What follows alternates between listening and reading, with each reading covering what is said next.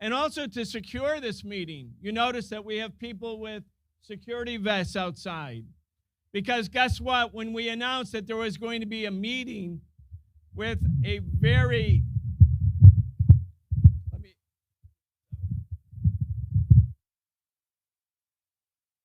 when we were going to have a meeting with a very mild title, The Path to Peace in Ukraine, it wasn't like death to U.S. imperialism. It wasn't turn your guns around and turn the imperialist war into a revolutionary war.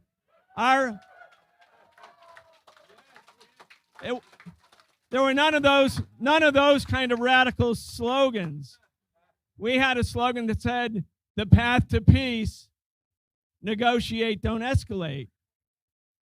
And as soon as we said that, all of the war makers, including the Zelensky government apparently, and the right wing of the Democrats and the Republicans, and of course, the capitalist media, which is, you can't get more warlike than the mainstream media, liberal and conservative alike, they all started attacking this meeting as if some terrible event was going to take place in Midtown Manhattan because we called for peace in Ukraine.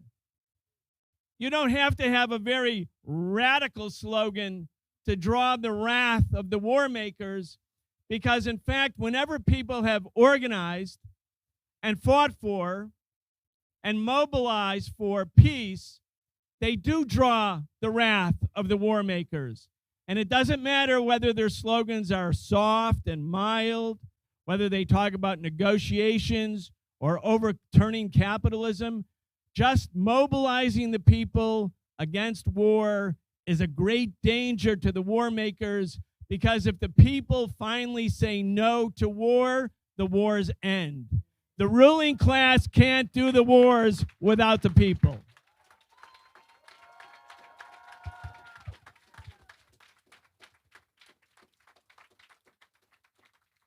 I mean, just remember when Eugene Debs opposed the U.S. entrance into World War I in 1917, he made a speech against the war. He said, let's not go and kill other workers in other countries. He said, the only war I'll be in is a class war against the bosses.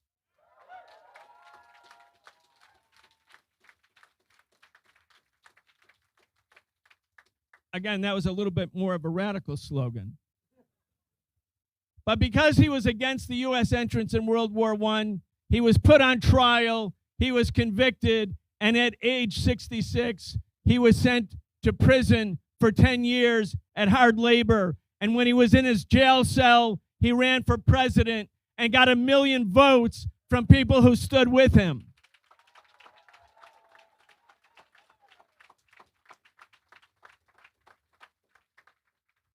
This coming year will mark another anniversary, not only of Martin Luther King's birth, but his death. April 4th, 1968, Martin Luther King assassinated in Memphis while standing with sanitation workers. His assassination came 1 year to the day that he stood at a podium in Riverside Church on April 4th, 1967, and he said, the government of the United States, my government, is the greatest purveyor of violence on the planet, and we have to stand with the Vietnamese people and demand that they have a right to self-determination.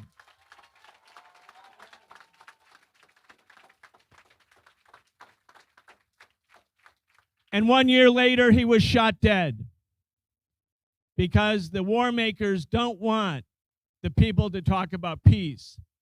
And for Dr. King to courageously come out against the war in Vietnam meant that he would have been the leader of a new anti-war movement in the United States, drawing together the black community and the Puerto Rican and Latino community and the millions of whites who were already protesting against the Vietnam War.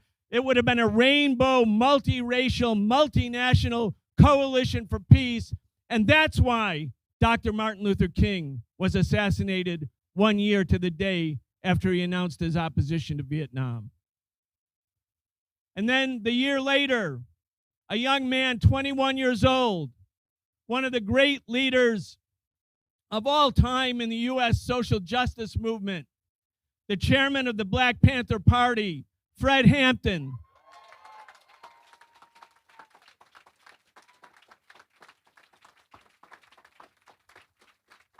who is known as a leader of the Black Panther Party. Fred Hampton was also the leader of a multiracial, multinational peace movement against the war in Vietnam and in solidarity with the Vietnamese people and their right to determine their own destiny.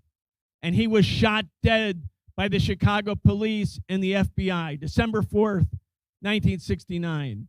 So when we see that our meeting under this very mild slogan, the path to peace in Ukraine, elicits all of this hostility and opposition, remember, it's not simply because Russia was the one that invaded on February 24th, 2022. The U.S. war makers will always oppose those who are advocating for peace, whether it's in Vietnam or Iraq or Afghanistan or Libya or Panama. It doesn't matter. If you stand for peace and against the war makers, you represent an existential threat. An existential threat, because if we win the people over, the war makers can't have the war. It's that simple. They don't fight their own wars. They get the working class to fight. They get the poor to fight.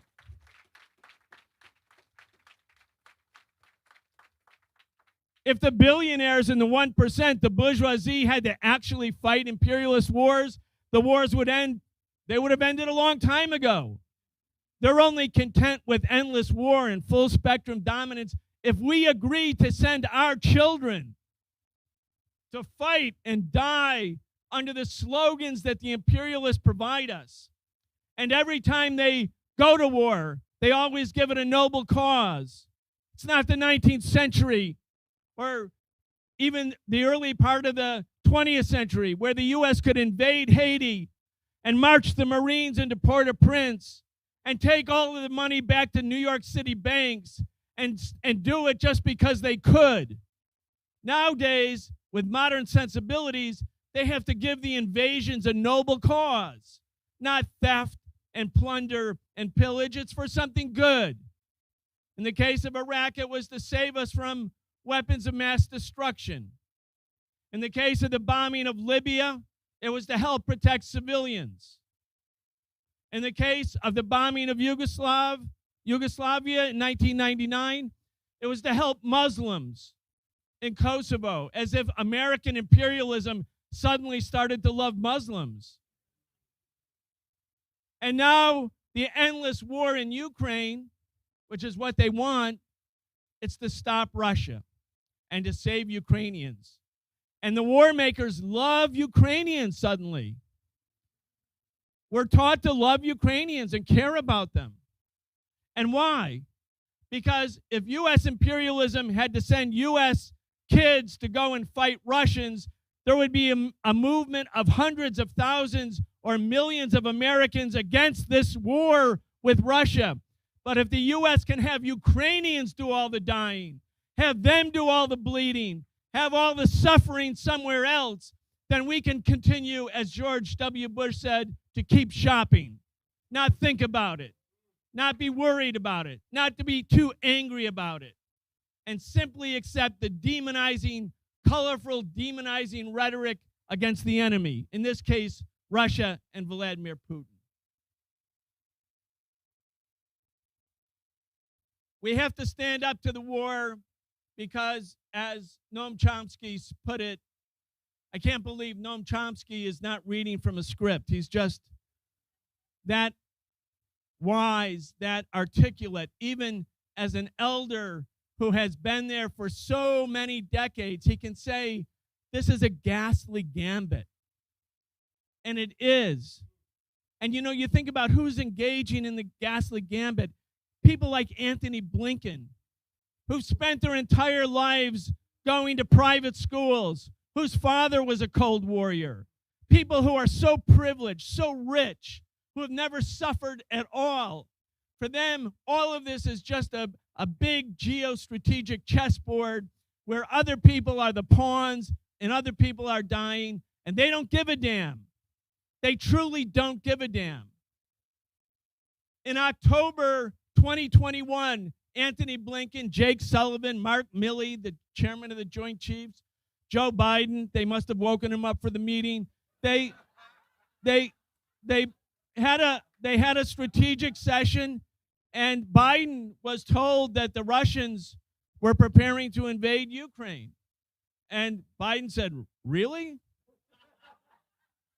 I'm serious. This is a Washington Post account of the meeting based on people who were in it. So, really? And they were like, "Yeah." And he turned to William Burns, who was CIA director, and he said, "Are they going to really invade?" Yeah, they're going to do it. I think they're serious. Jake Sullivan, yeah, they're going to do it.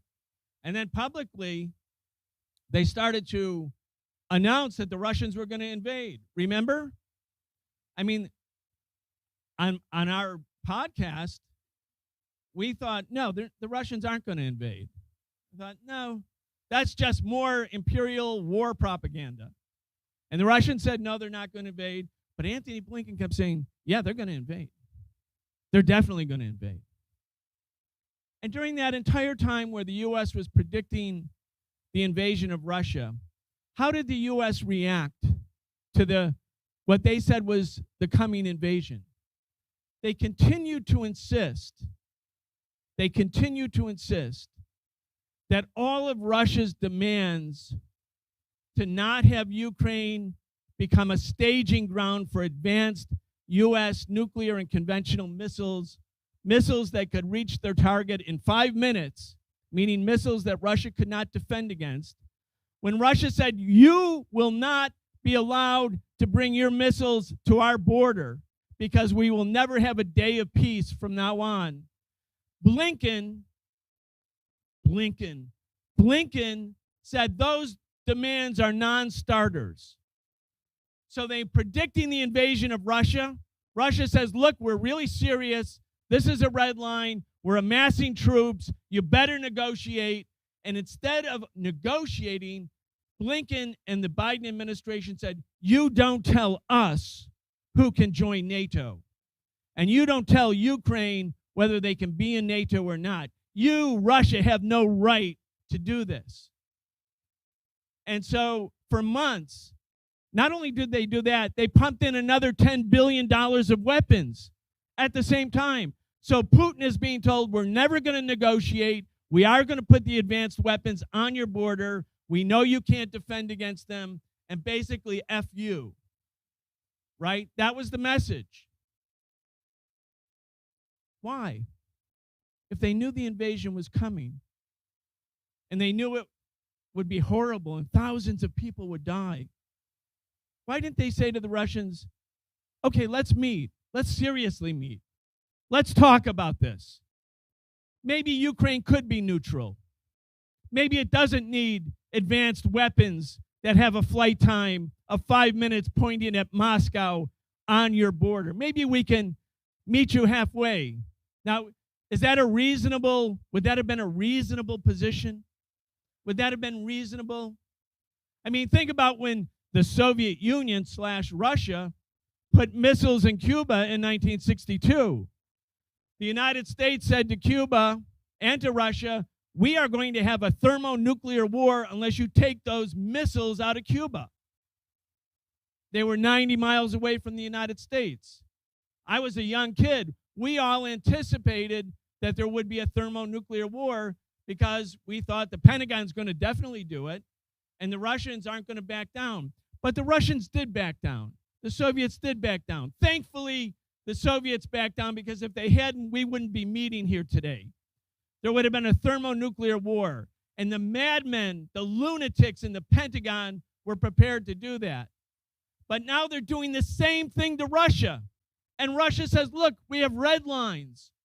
Don't cross these red lines. We mean it. This is serious. And they did it anyway. They said no. Again, why?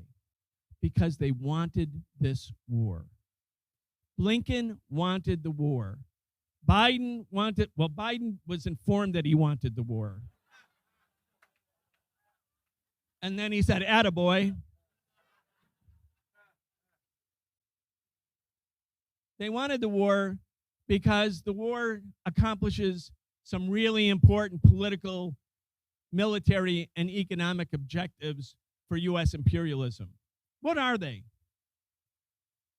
Number one, Europe was becoming independent of U.S. imperialism, and Germany and France and Italy actually want better relations with Russia, which means that they end their dependency on the U.S., which began at the end of World War II, when all of those countries lay in ruins because of the magnitude of violence in World War II.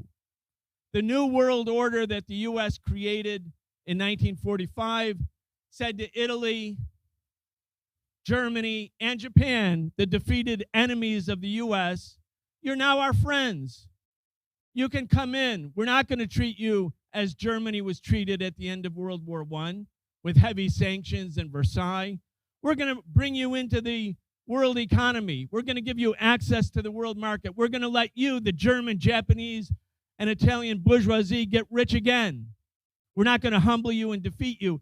But in exchange, you're going to be the junior partners of our government in its war against revolutions in Asia, and its war against socialism in Africa, and socialism in the Middle East, and socialism in Asia too. You will be junior partners, and you will be under our leadership, our domination. That was the unipolar world that the U.S. anticipated at the end of World War II. The U.S. created the UN, the World Bank, the IMF, and at Bretton Woods made the dollar the world reserve currency, a great privilege. All the other countries had to buy dollars. The U.S. could just print them.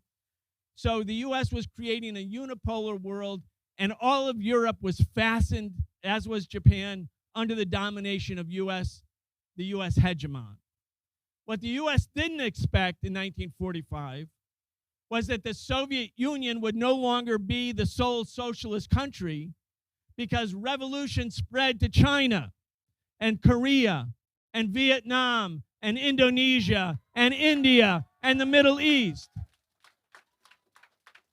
That this revolutionary wave led to the creation of new socialist governments, and that the Red Army, which had liberated Europe from Nazism in Eastern and Central Europe, also facilitated the creation of new socialist states in that part of the world.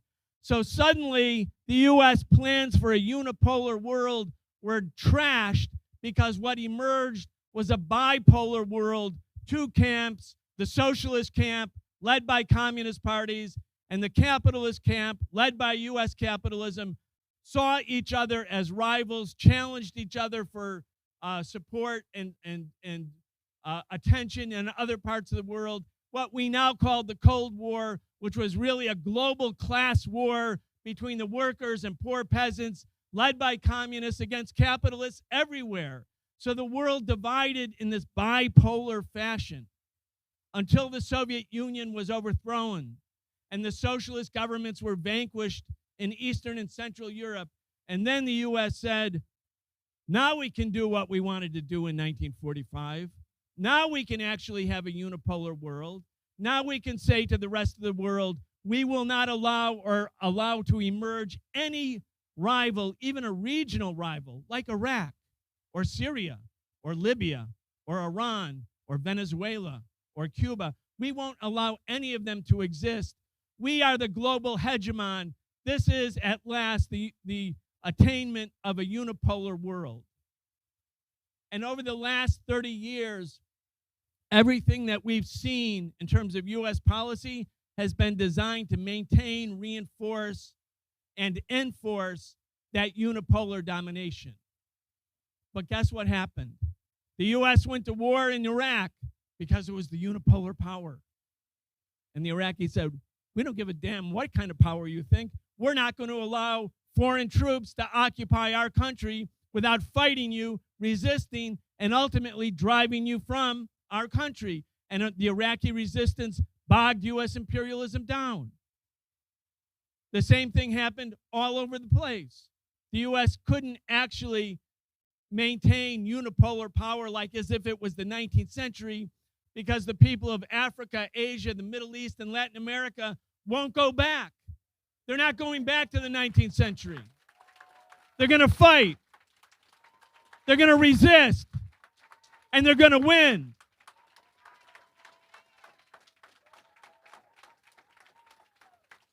So while the U.S. is bogged down trying to recolonize the so-called third world, China grew strong. Russia got back on its feet. As a major power, both of them, big countries, big populations, lots of natural resources, well-educated populations, big militaries, energy and oil supplies. Suddenly, even though China and Russia did not want to be the rival of U.S. imperialism, China kept saying, no, let's have win-win. We'll grow and you can still rule the rest of the world, just not us. That was China's kind of appeasement policy for 15 years.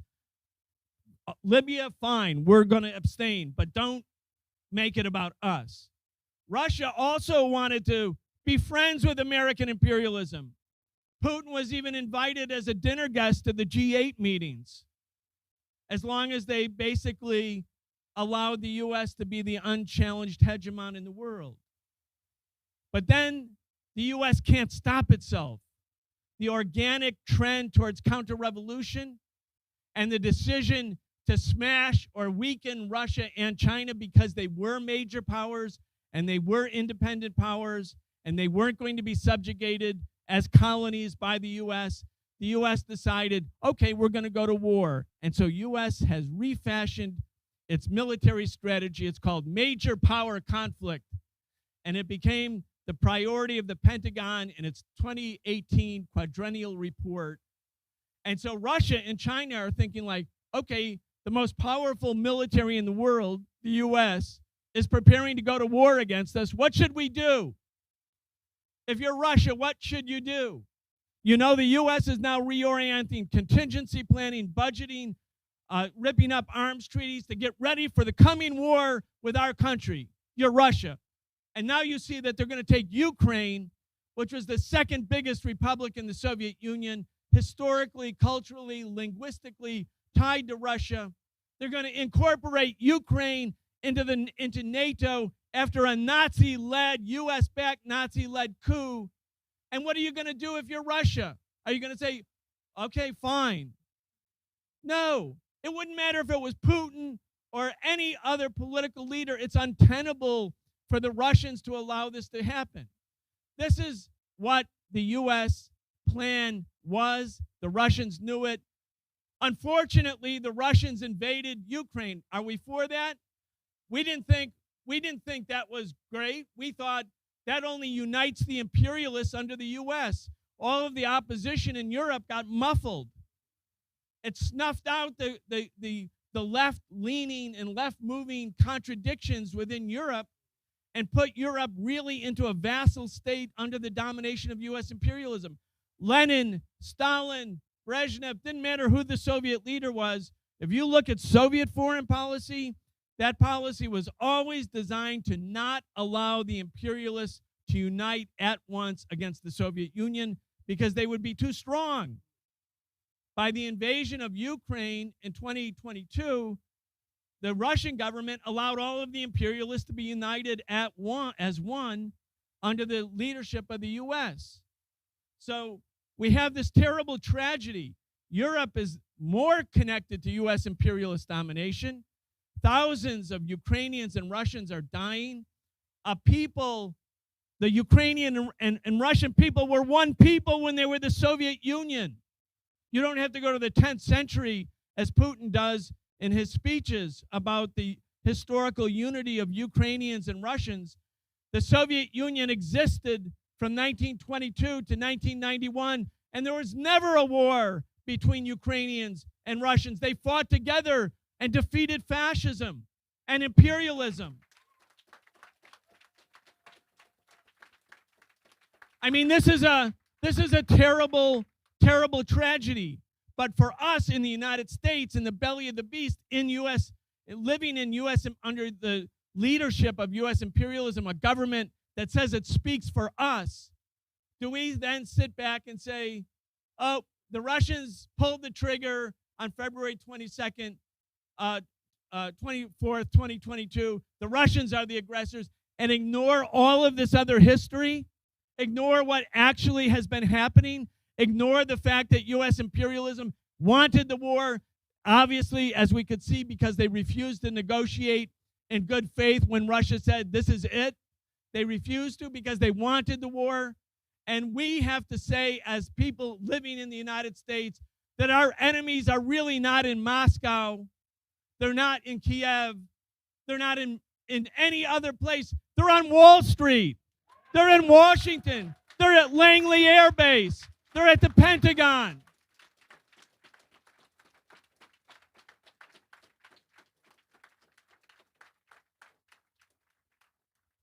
So we want the war to end. We've picked a mild slogan, the path to peace in Ukraine. Our point in all of this is that the path to peace is really quite simple once you know what the path to war was. The path to war was the refusal by the Biden administration to negotiate over completely legitimate national security concerns of the Russian government. The real thing the U.S. could have easily done that would have saved Ukrainian lives was to say, yeah, Ukraine's not going to be part of NATO. Ukraine's not going to be a staging ground for advanced missiles that target Russia. The simple thing that they could have done to save Ukrainians, they didn't do because they didn't give a damn about Ukrainians. So the path to peace isn't really through Moscow or Kiev. The path to peace is through Washington, because it's their policies that made this war almost inevitable.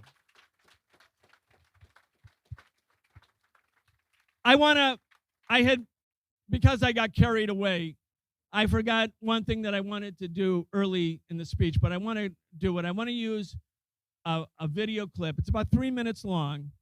Victoria Nuland, some of you will undoubtedly know about this. Victoria Nuland, who was at this time in 2014 Assistant Secretary of State, had been Hillary Clinton's press spokesperson at the State Department when she became Secretary of State.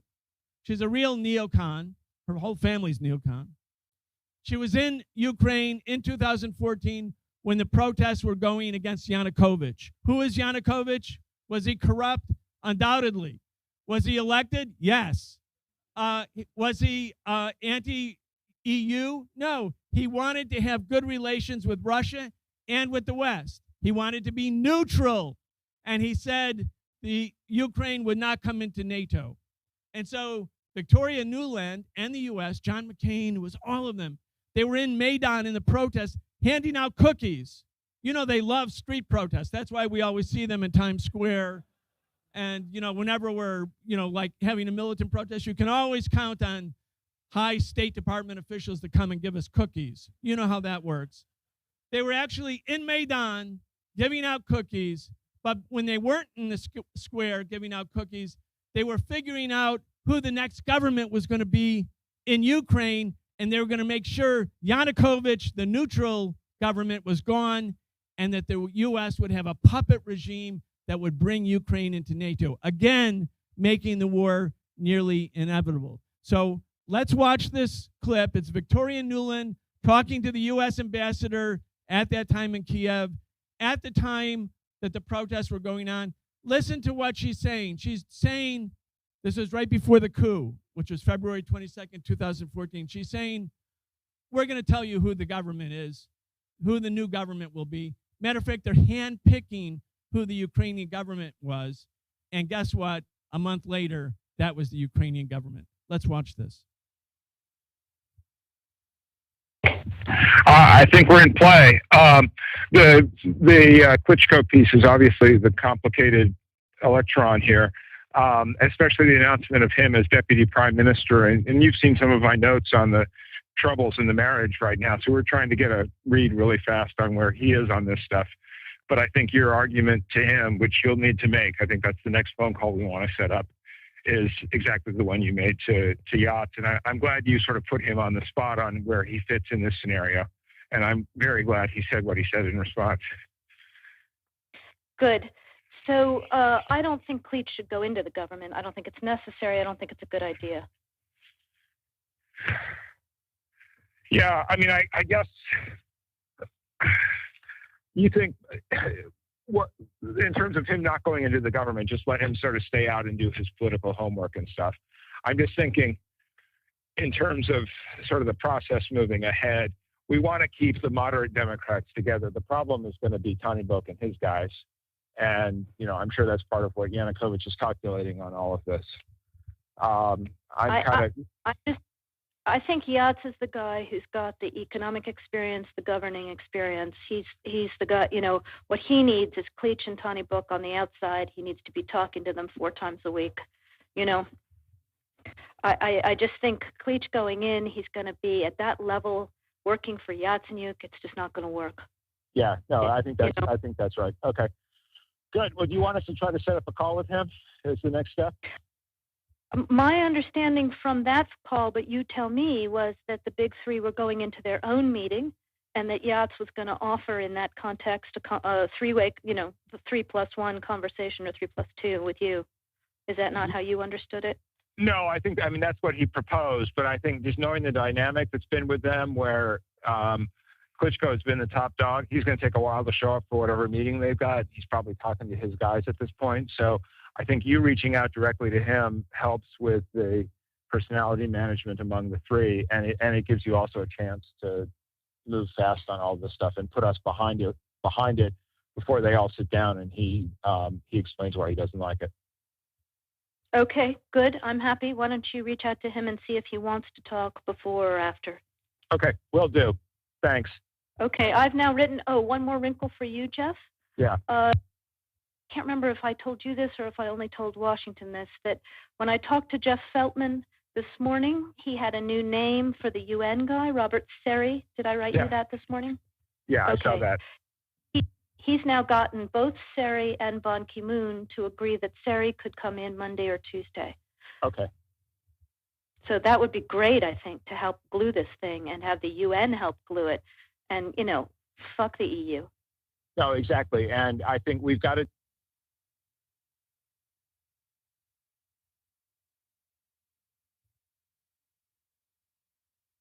Sorry you all had to hear her say fuck the EU. But we kept it in because we bleeped it for our radio show, but it kind of gives you a sense of what's really happening, who's really the dominant power. Cleach is one of the people there. Yats was Yatsenyuk, who became indeed the prime minister a month later. And Tony Brook was the Nazi. And she wanted to keep him out. She said, they can meet 4 times a week, but we'll keep the Nazi out because it's better to keep the Nazis not be the prime minister. They can just meet 4 times a week. That's better. But here it is. It's the U.S. I mean, remember again, everybody, and I'm going to end on this. Ukraine was the second biggest republic in the Soviet Union, historically connected to Russia. And now the U.S. is overthrowing a democratically elected government and putting in a new right-wing government that declared war against the Russian-speaking people in the eastern part of the country. Apparently, the U.S. doesn't care about them. 14,000 of them died after this coup in the next 8 years. They did all of that. And then when Russia said, look, this is unacceptable, they said your demand for negotiations are a non-starter. So when we go forward, and we're going to announce here some other anti-war activities, when we realize that the U.S. government refused to negotiate, it's only because they wanted the war. They want us to be silent about the war. They're threatening people who even have mild slogans like the path to peace with violent and physical assaults and demonization. When we see that the U.S. government is responding like this, that means we're on the right track, because we have to be able to organize the millions of people, tens of millions. Some of them vote Democrat, some of them vote Republican. Most of them don't vote at all because they're so sick and tired of the system and don't believe in it. But we don't care about any of that. If you're a worker, if you're a young person, if you're somebody who is part of the working class and suffering as everyone is suffering right now because of a billionaire-induced economic recession, then we should unite together to fight against the war makers, fight against imperialism, and say that we have more in common with the people in Ukraine and in Russia and everywhere else in the world than we do with the American bosses on Wall Street or in the CIA or the Pentagon. We are building a worldwide movement. Thank you.